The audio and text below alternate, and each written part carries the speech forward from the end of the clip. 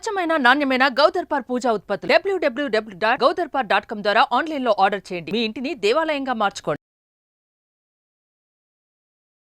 రమగారు వినాయక చవితి శుభాకాంక్షలు అండి. ప్రేక్షకులందరికీ వినాయక చవితి శుభాకాంక్షలు. రమగారు మనము పత్రి గురించి ప్రత్యేకించి మాట్లాడుకుంటాం. చవితి అనగానే మట్టి గణపయ్య, అలానే పత్రి 21 రకాల పత్రిని మనం స్వామి ముందు పెట్టి ఆయన్ని కొలిచి పత్రితో సహా ఆయన్ని సాగనంపుతాం కదా. పత్రి యొక్క విశిష్టత ఏంటండి? అసలు ఎందుకు పత్రిని పెడతాము? వినాయకుడికి పత్రే ప్రీతి. ఆయనకి పెద్దగా పువ్వులు అక్కర్లేదు. గజముఖుడు అవటం వల్ల, ఒకటి సస్యదేవుడు, పంటలకి దేవుడు అవటం వల్ల పచ్చదనమే ఆయనకి ప్రీతి. అది ఆకుపచ్చగా ఉంటే ఎక్కువ ఇష్టం కాబట్టి ఈ కాలంలో విస్తారంగా లభించేటువంటి పత్రాలతోటి స్వామిని అర్చిస్తే గనక విశేషమైన ఫలితం లభిస్తుంది.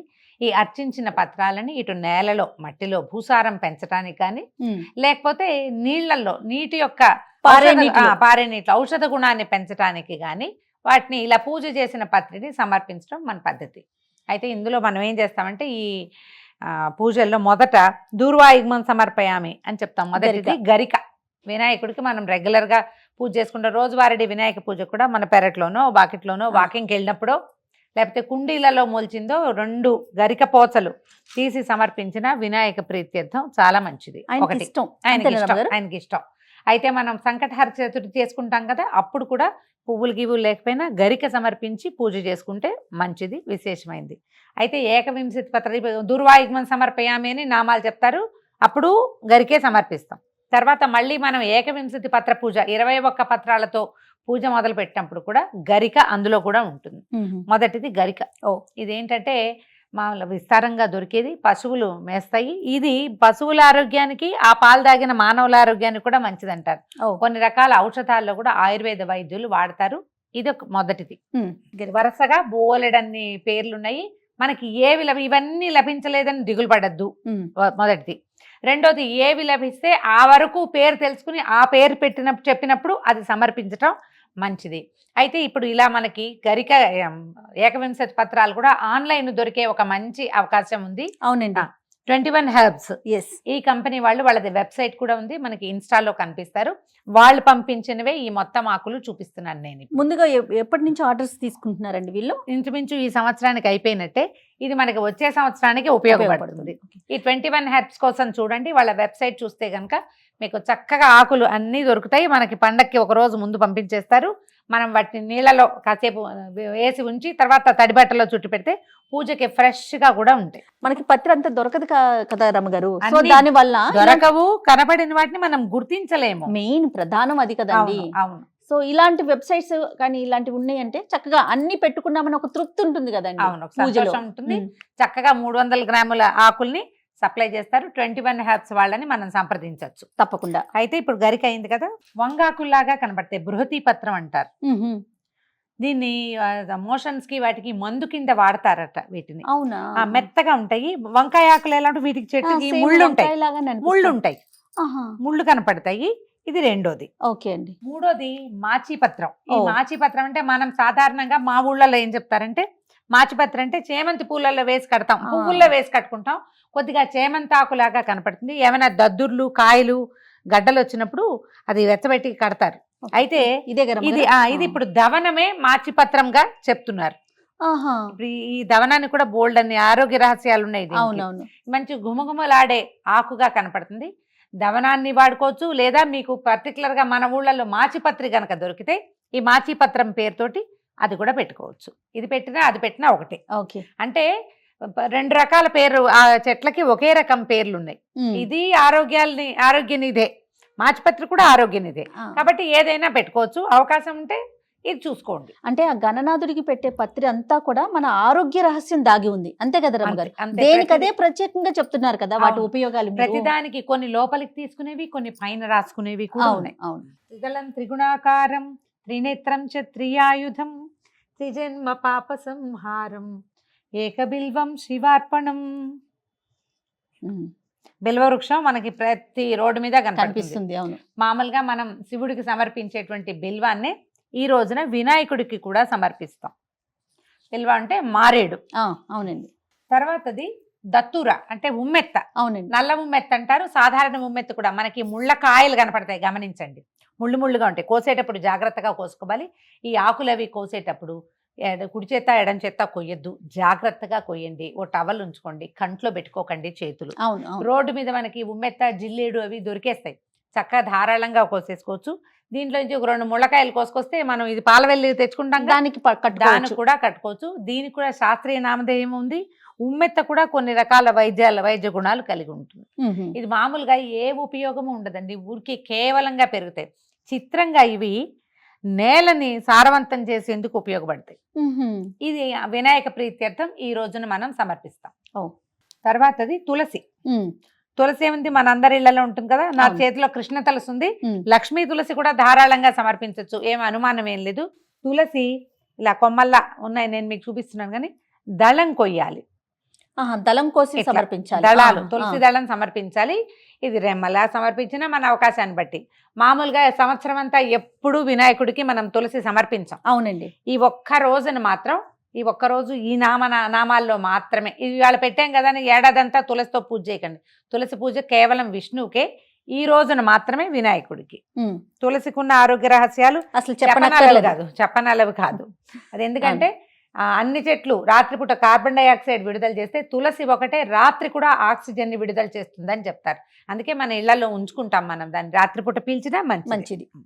తర్వాతది బదరీ పత్రం, అంటే రేగాకు. రేగు, బదరి అంటే రేగు. ఇక ముళ్ళుంటాయి, ఇవి కూడా మనకి మనం ఈ సీజన్ లో రేకాయలు వచ్చి తింటామా, ఎక్కడో చోట ఉమ్మేస్తుంటారు పిల్లలు, ఆకులు కూడా పట్టుకెళ్తాయి. వాళ్ళ రోడ్ల మీద కూడా కనిపిస్తాయి బాగా. కోసేటప్పుడు జాగ్రత్త, ముళ్ళుంటాయి. ఈ ఆకులే కోద్దామని అనుకోకుండా ఇట్లా 2-3 రెమ్మలుగా కనుక తెచ్చుకుంటే, ఈ బదరి కూడా ఆరోగ్య రహస్యం ఉంది ఇందులో. ఇది జుట్టుకు కూడా చాలా మంచిది. మనం గోరింటాకు అవి రుబ్బి పెట్టుకుంటాం కదా, అందులో ఈ బదరి, ఈ రేగాకుల్ని కూడా రుబ్బి పెడితే జుట్టు చాలా సిల్కీగా వస్తుంది. కోసేటప్పుడు మాత్రం హ్యాండిల్ విత్ కేర్. తర్వాతది ఉత్తరేణి, అపామార్గ పత్రం అంటారు జయది. ఈ ఉత్తరేణి వాకిళ్లలో కనపడుతుందండి పల్లెటూర్లలో. కొంచెం ముదిరిన పుల్లలతోటి, ఉత్తరేణి పుల్లతో పళ్ళు తోముకోవాలని చెప్తారు. ఉత్తరేణి చాలా మంచిది పళ్ళకి. చాలా వాకిళ్లలో అట్లా కేవలంగా పెరుగుతూ కనపడుతుంది. ఎంత డెంటల్ హెల్త్ కి ఎంత మంచిదో. ఉత్తరేణి నువ్వు గుర్తుపట్టవా? నేను గుర్తుపట్ల, ఇప్పుడు చూసాను ఇదే ఉత్తరం. అంటే చాలా చోట్ల చెట్లు చూసి కనపడుతుంది మనకి, వెళ్ళిపోతూ ఉంటుంది పక్కకి. సో ఉత్తరేణి. ఓకే. తర్వాత మామిడి శూతపత్రం అంటారు. చూద్దాం, ఏం లేదు, మామిడి ఆకులు మనము ప్రతి పండక్కి కట్టుకుంటాం. మామిడి కూడా ఎక్కువ సమయం పాటు జీవశక్తి ఉండే ఆకు ఇది. ఇది మనకు కనపడుతుంది, మనం వాకిళ్లలో కట్టి పెట్టుకుంటాం. ఎందుకు మామిడి ఆకులు కట్టిస్తారంటే, దాంట్లోంచి మనం చెట్టు నుంచి కోసాక ఏ కొమ్మకి లైఫ్ ఉండదు, కానీ మామిడికి ఎక్కువ రోజుల పాటు, 2-3 రోజుల పాటు దీంట్లో నుంచి జీవశక్తి విడుదలవుతుంది. కాబట్టి ఇది మంచిది అని చెప్తారు. తర్వాతది మామిడాకు. తర్వాతది కరవీరం, అంటే గన్నేరు. మనకి ఇప్పుడు అసలు మన బ్యూటిఫికేషన్, సుందరీకరణలో భాగంగా మన హైవేల నిండా గన్నేరు చెట్లే కనిపిస్తుంది. అయితే ఈ పింకు పువ్వులు పూసేదైనా అది దొరికినా సరేనండి, పాతకాల పువ్వు ముద్ద రకం గన్నేరు పువ్వు రంగు అంటాను చూడండి, ముద్దగా ఉంటుంది, ఆ రకం అయితే చాలా మంచిది. అవకాశం ఉంటే చూడండి. లేకపోతే మన దగ్గర తెల్ల గన్నేరు, అలాంటి గన్నేరు ఆకులైనా సరే పనిచేస్తుంది. గన్నేరు. దాని తర్వాతది విష్ణుక్రాంత పత్రం. విష్ణుక్రాంతాలు అంటారు. అంటే కొన్ని ప్రాంతాల్లో దీన్ని అవిసి అంటారండి. చిన్న చిన్న తేడాలున్నాయి. పువ్వు తమాషాగా పూస్తుంది. దీన్ని విష్ణుక్రాంతంగా భావించే వాళ్ళు కొన్ని ప్రాంతాల్లో, ఇదే విష్ణుక్రాంతం. కొన్ని చోట్ల అవిసె మొక్కలని దొరుకుతాయి. ఈ అవిసె పూలు కార్తీక మాసంలో చాలా బాగా కనిపిస్తాయి కదా. అవునండి. అవిసె కనపడుతుంది. ఒకవేళ అవిసె దొరికితే మన ప్రాంతాల్లో, కృష్ణా జిల్లా అంతా అవిసె తింటారు, అవిసె పువ్వులు అవి. అప్పుడు కార్తీకంలో అవిసాకు ఒకటైనా తెచ్చి పప్పులో వేసుకోవాలనుకుంటారు, మంచిదని. విష్ణుక్రాంతం పేరుతోటి ఇలా ఉండే ఆకైనా మంచిదే, లేదా అవిసాకు దొరికితే మన ప్రాంతంలో ఉంటే అదైనా తీసుకోవచ్చు. ఓకే. తర్వాతది దాడిమి పత్రం. దాడిమి అంటే దానిమ్మ చెట్లు ఉంటాయి అక్కడ కనపడతాయి కదా. ఎవరైనా ఫ్రెండ్ ఇంట్లో ఉంటే ఇంత రొడ్డక్కర్లేదు, 2 రెమ్మలు, ఒక చిన్న రెమ్మైనా తీసుకురండి. దానిమ్మ కూడా అసలు ఎన్ని రకాల ఆరోగ్య సమస్యల్లో వాడతారో వీటిని, బాగా ఉపయోగపడుతుంది. పండుతో పాటు మనకి ఆకులు కూడా ఉపయోగపడతాయి. తర్వాత దాడిమి. ఆ తర్వాత దేవదారు పత్రం. ఇప్పుడు దేవదారు అంటే, ఇప్పుడు మా వైపు టేక్ అని భావించే వాళ్ళం అండి. కొన్ని ప్రాంతాల్లో దేవదారు వృక్షం అంటే టేక్ చెట్టు అనుకుంటాం. ఇది ప్రత్యేకంగా ఇట్లా తార్నీగా ఉండేవి దొరుకుతాయట. ఇవి దొరకకపోతే టేకాకు దొరికినా పర్వాలేదు అనుకోండి, ఎందుకంటే మనకు అవే దొరుకుతాయి. ఇవి కొంచెం తక్కువ ఉంటాయి. ఇలా కొంచెం ముళ్ళు ముళ్ళుగా ఉండి కొంచెం సరుగుడు చెట్టు ఉంటుంది చూడండి, సర్వీ చెట్టు అంటారు, దానిలాగా కనపడుతుంది. దీన్ని దేవదారు పత్రం అంటారు. ఇది కూడా సమర్పిస్తాం. దీని తర్వాత మరువం, మనం పువ్వుల్లో వేసి కట్టుకుంటాం, మంచి గుమగుమలాడుతుంది. నూనె కాచేటప్పుడు వేసుకుంటే ఎక్కువ రోజుల పాటు ఆయిల్ నిలవాసన రాకుండా మంచి వాసన వస్తుంది. తర్వాతది మరువక పత్రం, 2 రెమ్మల కుండీలలో ఉన్నవి తెంచైనా పెట్టుకోవచ్చు. ఓకే. తర్వాతది వావిలి, సింధువార పత్రం అని చెప్తారు దీన్ని. ఈ వావిలిలో ఎన్ని ఆరోగ్య రహస్యాలు ఉన్నాయో మనం వావిలాకు మాత్రల గురించి కూడా చెప్పాము 2-3 వీడియోల్లో. ఇదేంటంటే మనకి ఒళ్ళు నొప్పులు ఉన్నప్పుడు అప్పుడు వాడుకోవచ్చండి. వాత వ్యాధుల్లో అద్భుతంగా పనిచేస్తుంది. ఒక కొమ్మ ఇంత రెమ్మ తెచ్చి పెడితే పెద్ద మహావృక్షం అవుతుంది. వావిలి పువ్వుల గాలి మహాద్భుతమైన గాలి. సాయంకాలం పూట వావిలి పువ్వులో గాలి వచ్చే చోట కనుక కూర్చుంటే రాత్రికి ఒళ్ళు నొప్పులు తగ్గిపోతాయి. మర్నాడు పొద్దున్న తేలిగ్గా లేచేలాగా చేస్తుంది. ఇది అంత పవర్ఫుల్, అంత ఉపయోగపడుతుంది. ఇక్కడ తెలంగాణ ప్రాంతాల్లో డెలివరీలు అయ్యాక 11వ రోజు స్నానం చేయిస్తారు కదా, అప్పుడు వావిలాకు నీళ్ళల్లో వేసి మరిగించి ఆ నీళ్లతో స్నానం చేయిస్తారు. అవకాశం దొరికితే ఓ రమ్మ ఎక్కడి నుంచి అనేది తెచ్చిపెట్టుకోండి. నా దగ్గర కూడా ఉంది, మా బాల్కనీలో ఉంది. తర్వాతది జాజీ పత్రం. ఈ జాజి పత్రం అంటే జాజి పువ్వుల చెట్టు ఉంటుంది చూడండి మన వాకిట్లో, ఇలా ఒక రెమ్మ ఇలా తీసి కూడా సమర్పించుకోవచ్చు. ఇలా బంచ్లా ఉంటుంది, ఇలా కూడా సమర్పించవచ్చు. సన్నజాజి మొక్కలు ఉంటాయి కదా మనకు వాకిళ్ళలో, ఆ జాజి. తర్వాత ఏమో దీని పేరు ఏదో ఉంది, వినాయక పత్రం అంటారు, గండకి అంటారు, వినాయక పత్రం. ఇది అన్ని ప్రాంతాల్లో కనపడుతుంది కానీ ఈ చెట్టుని గుర్తుపట్టలేమండి. ఓవేళ ఇది దొరకలేకపోతే ఏం పర్వాలేదు, గండకి పత్రం సమర్పయామి అని, గండకి పత్రార్థం గరికని సమర్పయం దూర్వాయుకం సమర్పయామి అని వేసుకోండి. ఇవి లేకపోతే వచ్చిన కొంప మనకెళ్ళలేదు, దొరికితే ప్రయత్నం చేసి దొరికించుకుంటే చాలా మంచిది. రైట్. తర్వాత ఏమో సెమి, మనకి ఇక్కడ ఏమంటారు ఈ పండగ రోజున, ఏం పండగ అది, దసరా అప్పుడా, దసరా పండగ అప్పుడు శమైతే పాపం శమీ శత్రు వినాశిని, అర్జునస్య ధనుర్ధారి రామస్య ప్రియదర్శిని. ఈ శ్లోకం చెప్పుకుని బంగారంగా పంచుతారు పెద్దవాళ్ళు, పిల్లలకి ఇస్తారు. ఈ సెమి వృక్షానికి ముళ్ళు ముళ్ళుగా ఉంటుందండి. ఇది కూడా ఇంత రొడ్డ కోయకూడదండి. సెమి దైవ వృక్షాల్లో ఒకటి, కొంచెం కోసుకోవాలి. శాస్త్రానికి ఒక 2 రెమ్మలు తెచ్చి ఈ సెమి పత్రం సమర్పించుకుంటే సరిపోతుంది. తర్వాత రావి, అశ్వత్థం అంటే రావి, మనకి ధారాళంగా కనపడతాయండి. రావి చెట్టు మామూలుగా ముట్టుకోకూడదు. దేవాలయాల్లో కనపడ్డప్పుడు కూడా రావి చెట్టుని ఇలా ముట్టుకోవటం, కావలించుకోవటం అలాంటి వ్యవహారాలు చేయకూడదు. ప్రదక్షిణ మాత్రమే చేయాలి. శనివారం ఎప్పుడో ఒక్కసారి ముట్టుకోవచ్చు అంటారు, ముట్టుకోకుండా ఉండాలి. సెమికి ఉన్నది ఏంటంటే ఇది సంతాన సాఫల్యానికి పెట్టింది పేరు. అవును.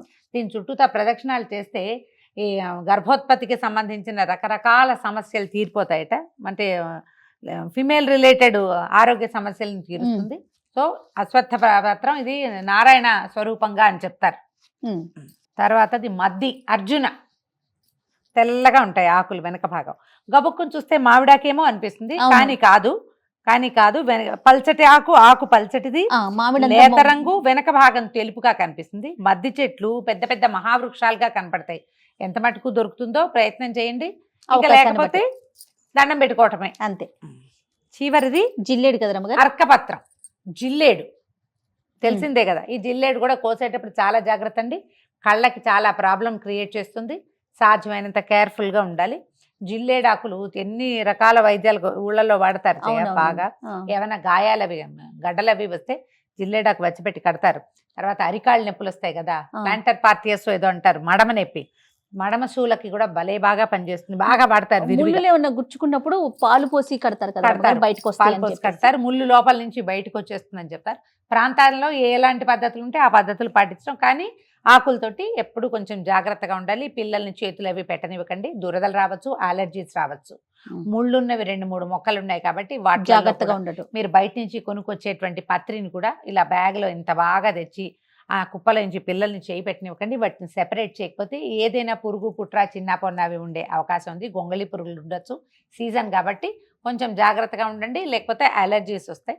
జాగ్రత్తగా ఒకసారి శుభ్రంగా తుడిచి దేవుడికి సమర్పించండి, వినాయకుడికి. దీంతో 21 పత్రాల తాలూకు వివరణ పూర్తయిపోయింది. చాలా బాగుంది రమ్మగారు. కానీ ప్రతి పత్రం దేనికదే విశిష్టత, విశేషం ఉంది.